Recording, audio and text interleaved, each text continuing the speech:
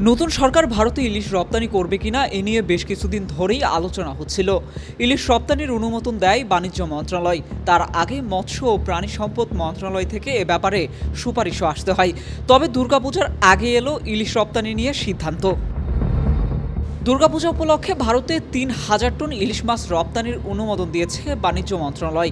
২১ September বাণিজ্য মন্ত্রণালয়ের উপসচিব সুলতান আক্তার স্বাক্ষরিত এক আদেশে বলা হয়, আসন্ন দুর্গাপূজা উপলক্ষে বিভিন্ন রপ্তানিকারকদের আবেদনের পরিপ্রেক্ষিতে নির্ধারিত শর্তাবলী পূরণ সাপেক্ষে ৩,০০০ মেট্রিক টন ইলিশ মাছ রপ্তানির অনুমোদন দেওয়া হলো।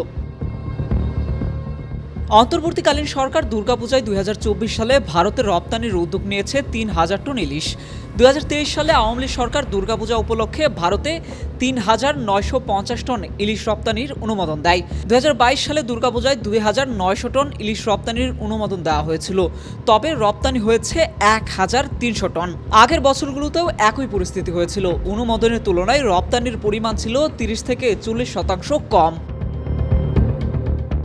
ভারতে ইলিশ পাঠানো হবে না এমন গুঞ্জন থাকার পরও ইলিশ পাঠানোর বিষয়টি মেনে নিতে পারছে না বাংলাদেশের অনেকে, যার ক্ষোভ প্রকাশ করেছেন সোশ্যাল মিডিয়ায়। সামাজিক যোগাযোগ মাধ্যমে কেউ কেউ প্রশ্ন তুলেছেন নিজেদের ইলিশের চাহিদা নিয়ে। অনেকে তো ভারতে ইলিশ পাঠানো নিয়ে আইন উপদেষ্টার পুরনো পোস্টও শেয়ার করছেন, যেখানে তিনি একটা সময় ক্ষোভ ঝেড়েছিলেন।